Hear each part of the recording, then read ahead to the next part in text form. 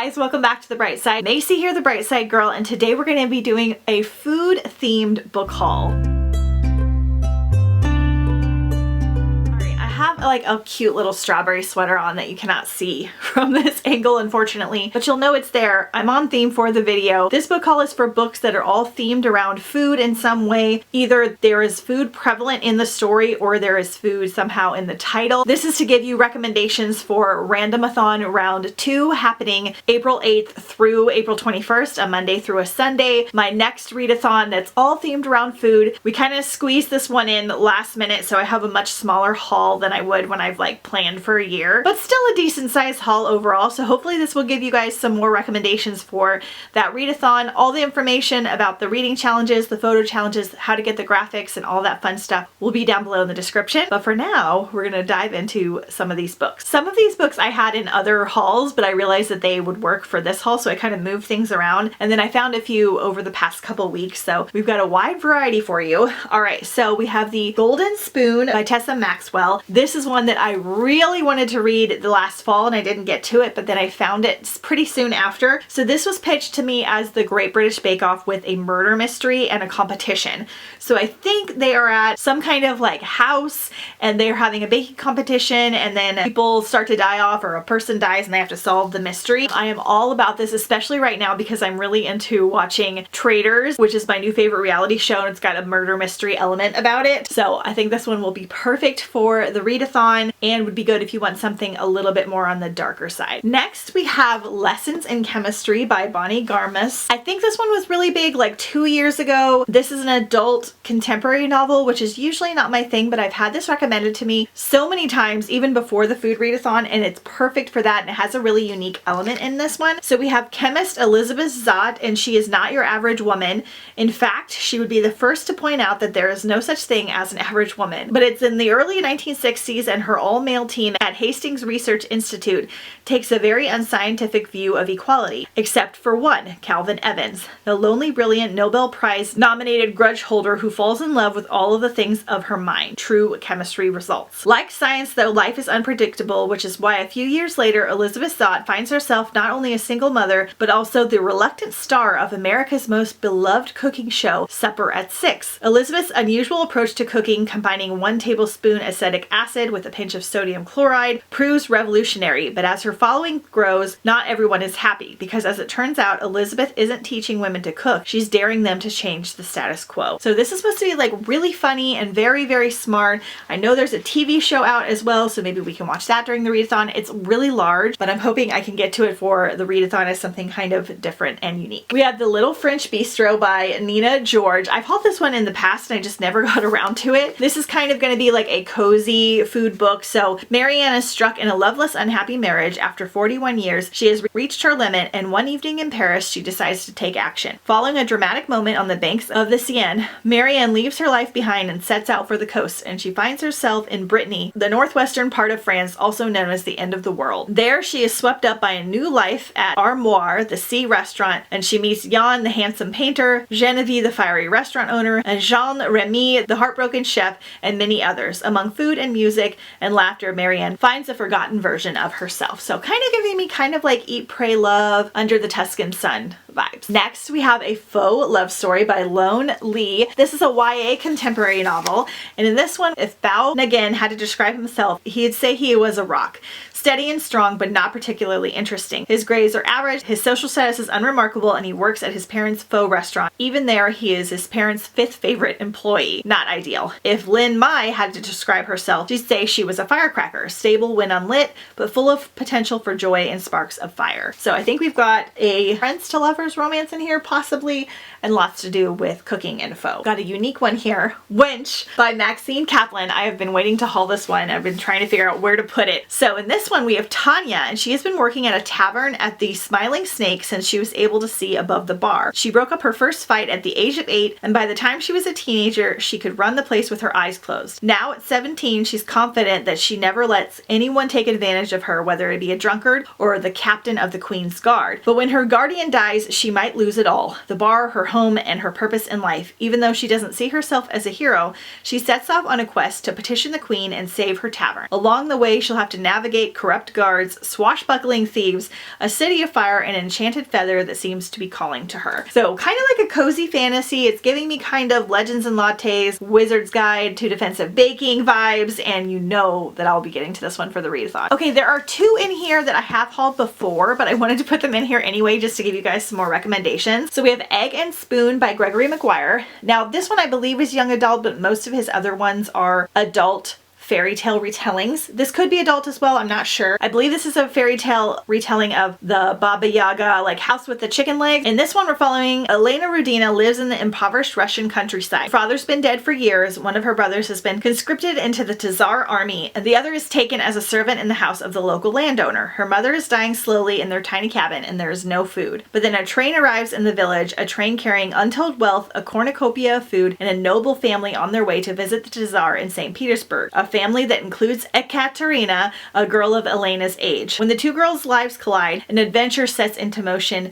an escapade that includes mistaking identity, a monk locked in a tower, and a prince traveling incognito. Gregory Maguire has a very strange writing style. It doesn't always work for me, but I have had this one for a while, so I'm excited to try it out. Then we have Breadcrumbs by Anne Arsu, and this one was inspired by the Snow Queen, but it's also giving me a tiny bit of Hansel and Gretel vibes. So once upon a time, Hazel and Jack were best friends. They had been best friends since they were 6, spending hot Minneapolis summers and cold Minneapolis winters together, dreaming of Hogwarts and Oz and superheroes and baseball. Now that they were 11, it was weird for a boy and a girl to be best friends, but they couldn't help it. Hazel and Jack fit in that way you only read about in books, and they didn't fit anywhere else. Then one day Jack has stopped talking to Hazel, and while her mother tried to tell her that sometimes this happened to friends at this age, Hazel has read enough stories to know that it's never that simple. And it turns out that she was right. Jack's heart has been frozen and he was taken into the woods by a woman dressed in white to live in a palace made of ice. Now it's up to Hazel to venture in the woods after him. So this one I don't think has a food element, but because we have breadcrumbs in the title, this one will still work for the readathon. The Unfortunate Side Effects of Heartbreak and Magic. This is an adult kind of cozy fantasy. I don't know a ton about this one, but I know that it has witchy vibes, tea party vibes, and there's supposed to be a good amount of food like talking in here as well. So I am excited to try this one. The Simplicity of Cider by Amy Reichart, who I know writes a lot of like cozy food type stories. I believe this is like about a family that's trying to like save their like apple orchard. So that sounds great. Love and Gelato by Jenna Evans Welch. I've hauled and unhauled this one several times, so we're gonna get to it. This is a YA contemporary romance. It's about a girl, I think she travels to Italy and falls in love over gelato.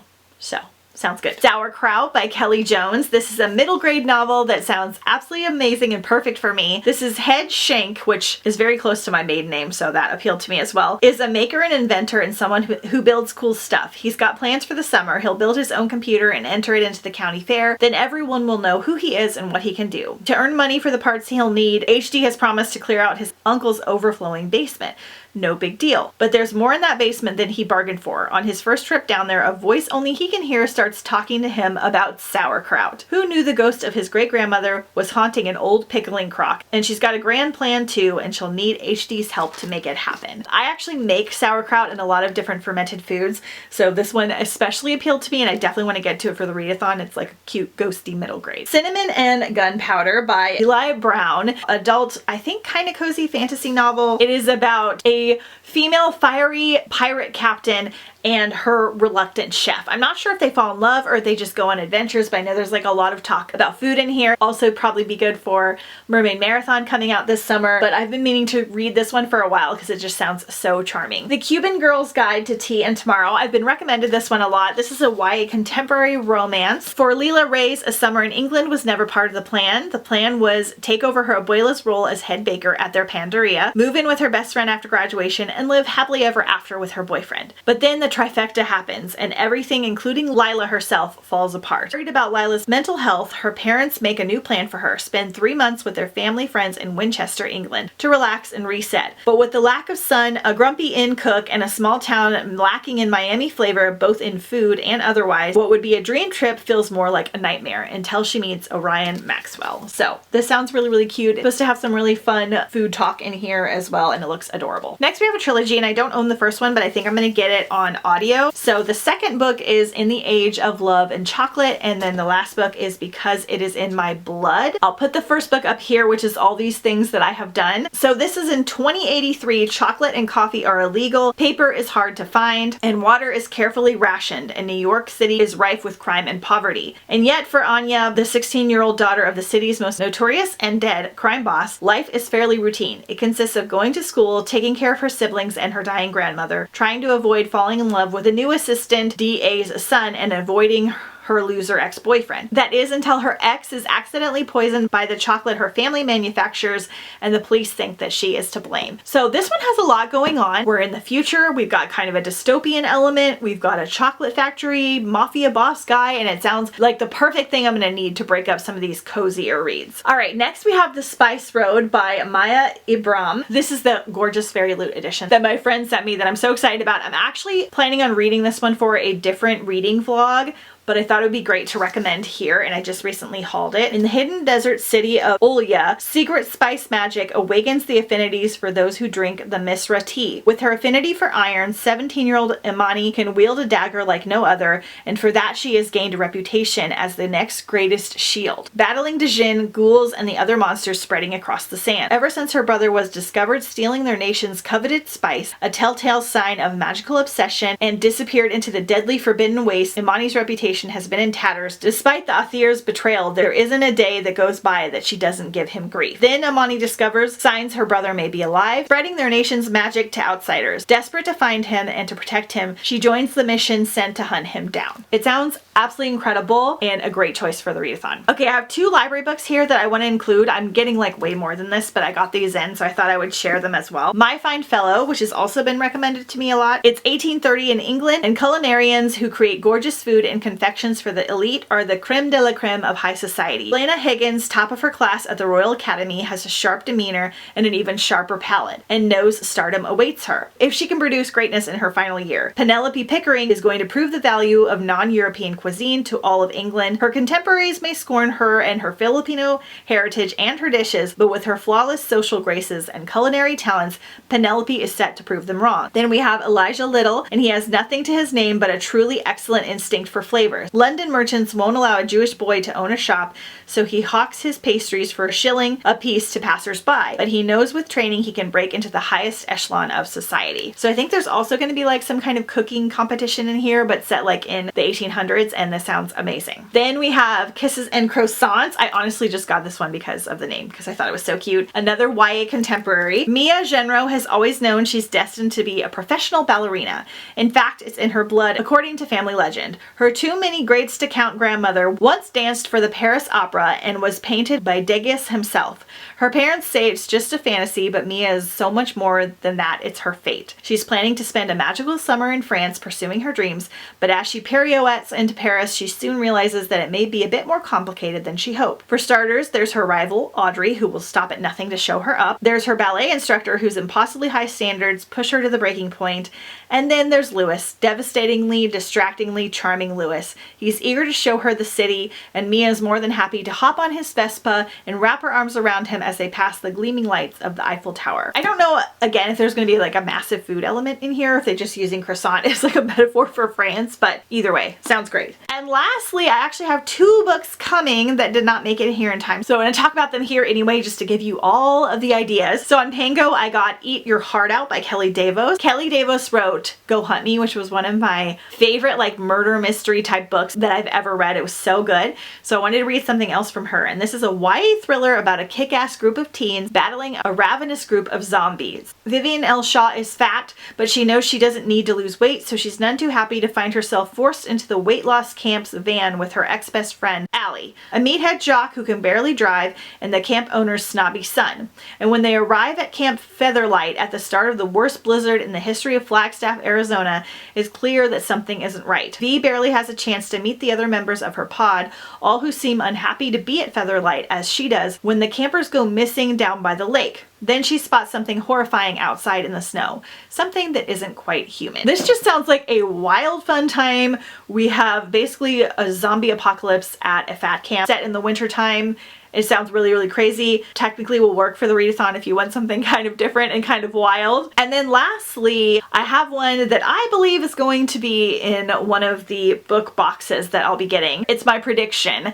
So I think this one is on the way to me, and that is Tempest of Tea by Hafsa Fazil. I read Hafsa Fazil's debut novel, I think it was the debut, and I really enjoyed the writing, but it was also very hard to follow, so it didn't wind up being a favorite, but I'm excited for this one. On the streets of White Roaring, Arthi Casimir is a criminal mastermind and the collector of secrets. Her prestigious tea room transforms into a legal bloodhouse by dark, catering to vampires feared by society, and when her establishment is threatened, Arthi is forced to strike an unlikely deal with an alluring adversary to save it, and she can't do the job alone. I think this is like a 1920s setting.